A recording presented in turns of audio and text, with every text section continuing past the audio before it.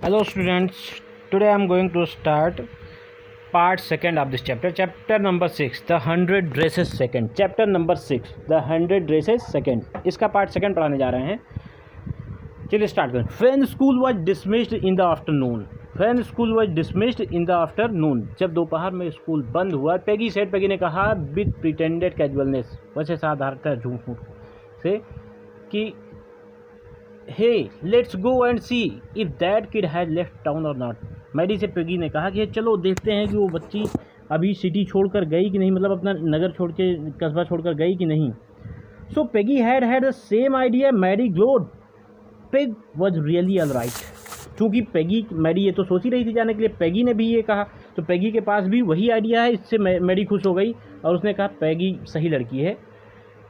The two girls hurried out of the building up the street towards Boggins Heights, the part of town that wore such a forbidding air on this kind of November afternoon, drizzly, damp and dismal. दोनों लड़कियां building से बाहर भागी गली में से बोगिन्स height की तरफ, जो एक ऐसी जगह थी जहां इस प्रकार की नवंबर की दोपहर को जाना मना था.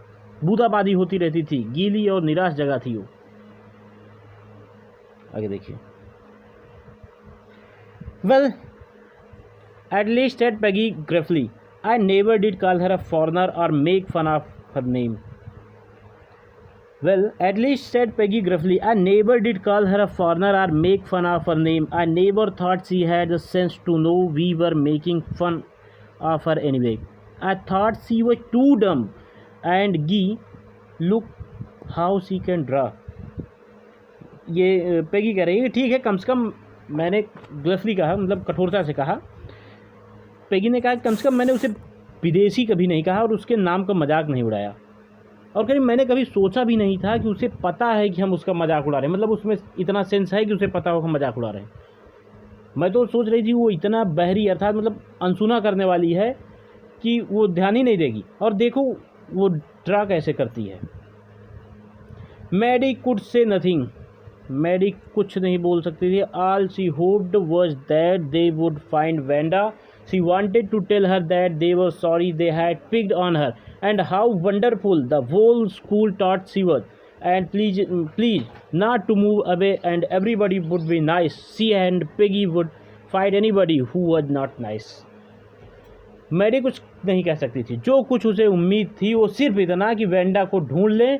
उसको बताना चाहती थी कि उन्हें अफसोस था कि उन्होंने मजाक करने के लिए उसको ही चुना और कैसे सारा स्कूल उसको अद्भुत समझता था. और वो ये भी कहेंगी कृपया दूर मत जाओ, अब सभी तुम्हारे प्रति अच्छे रहेंगे और जो अच्छे नहीं रहेंगे उनसे वह मतलब मैडी और पेगी लड़ लेंगे, उनको अच्छा बना देंगे. The two girls hurried on. They hope to get to the top of the hill before dark. दोनों लड़कियां भागी हुई आशा करती थी कि अंधेरा होने से पहले हाइट पर पहुंच जाएंगे. आगे देखिए. I think that's where the Petuskys live. I think that's where the Petuskys live, said Maddie, pointing to a little white house with of old grass stuck up here and there along the pathway like thin kittens. The house and its spare little yard looked shabby but clean. It reminded Maddie of Vanda's one dress, her faded blue cotton dress, shabby but clean. मेरे विचार से पेटुसंकी परिवार वहाँ रहता है, Maddie ने कहा, एक छोटे से सफ़ेद घर की तरफ इशारा करते हुए. एक छोटे से सफ़ेद घर की तरफ इशारा करते हुए. विस्ट ऑफ ओल्ड ग्रास. पुरानी घास के तिनके यहाँ चिपके थे और वहाँ रास्ते पतली बिल्ली के चलने जैसे, मतलब बहुत कंजस्टेड थे, बहुत तंग थे. वह घर, उसका बिना घास का अहाता पुराना घर साफ दिख रहा था, मतलब उसके घर में घास भी नहीं थी, एकदम ठीक वैसे ही जैसे मैडी की ड्रेस. इसलिए लिखा है कि it reminded Maddy of Wanda's one dress. ये मैडी को वेंडा की एक पोशाक याद दिलाता था कि उस जो पूरी तरह ब्लू कलर का था, पूरी तरह फेड हो गया था लेकिन फिर भी साफ था.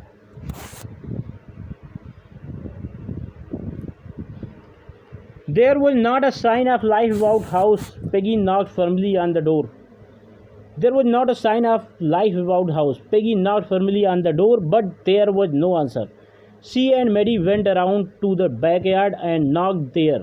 Still there was no answer. घर में जीवन का कोई नामो निशान नहीं था. There was not a sign of life about the house. घर में जीवन का नामो निशान नहीं था. पेगी ने आत्मविश्वास के साथ दरवाज़ा खटखटाया, लेकिन कोई उत्तर नहीं मिला। She and Maddie went around to the backyard. वो और मैडी दोनों पीछे अहाते की तरफ गई, वहाँ से खटखटाया, फिर भी कोई आंसर नहीं मिला। There was no doubt about it.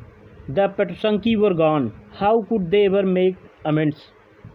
अब कोई इसमें संदेह नहीं है कि पेट्रोसंकी जा चुके हैं।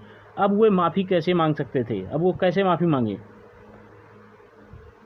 They turned slowly and made their way back down the hill. अब वे धीरे धीरे मुड़े और पहाड़ी से वापस आने का रास्ता पकड़ लिए। Well, anyway, said Peggy, she's gone now. So what can we do? Besides, when I was asking her about all her dresses, she probably was getting good ideas for her drawing. She might not even have won the contest otherwise. Peggy ने कहा ठीक है, कोई बात नहीं, अब तो वह जा चुकी, हम कर ही क्या सकते हैं। और इसके अलावा जब मैं उससे पूछती थी पोशाकों के बारे में, संभवतः उसको आइडिया मिलता था अपनी ड्राइंग के लिए, उसको आइडिया मिलता रहा होगा, इसी वजह से वो कॉन्टेस्ट जीत भी पाई, नहीं तो न जीत पाती। Maddy turn the idea carefully over in her head for if there were anything in it she would have a feel to so badly, but that night she could not get to sleep. She thought about sorry for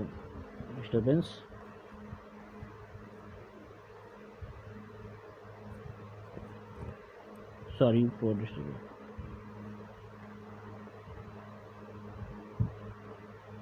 Maddie turned this idea carefully over in her head, for if there were anything in it she would not have to feel so badly. But that night she could not get to sleep. She thought about Wanda and her faded blue dress and the little house she had lived in.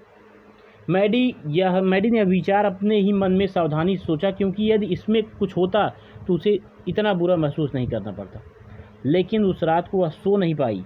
उसने Wanda और उसकी पुरानी नीली पोशाक के बारे में और उस छोटे से घर के बारे में सोचा जिसमें वो रहती थी, और उसने उन पोशाकों के बारे में सोचा। And she thought of the glowing picture those 100 dresses made all lined up in the classroom. At last Maddy sat up in bed and pressed her forehead tight in her hands and really thought this was the hardest thinking she had ever done. After a long time she reached an important conclusion. उसने उन पोशाकों के बारे में भी सोचा जो 100 तस्वीरों के बारे में सोचा, सभी कक्षा में कतार में लगी थी। उसने उन सभी तस्वीरों के बारे में सोचा जो कक्षा में कतार में लगी थी। अंत में मैडी बिस्तर में बैठ गई और अपने माथे को अपने हाथों में दबाया और वास्तव में सोचा। उसकी आज तक की सबसे कठिन सोच थी। काफ़ी समय के बाद वह एक महत्वपूर्ण निष्कर्ष पर पहुंची। If she ever heard anybody picking on someone because they were funny looking or because they had strange names, she would speak up, even if it meant losing Peggy's friendship. She had no way of making things right with Wanda, but from now on she would never make anybody else that unhappy again.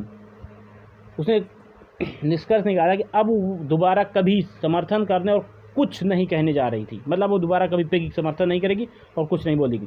यदि उसने दोबारा कभी किसी को किसी के मजाकिया दिखने या उसके विचित्र नामों की वजह से मजाक उड़ाया तो वह उसके विरोध में आवाज़ उठाएगी, चाहे बेशक पेगी से दोस्ती भी क्यों न टूट जाए, क्योंकि उसके पास वेंडा से बात करने का कोई जरिया नहीं था। लेकिन वह अब किसी को भी उदास नहीं करेगी। Okay, student, today is good enough. Next part next day. Okay, have a good day.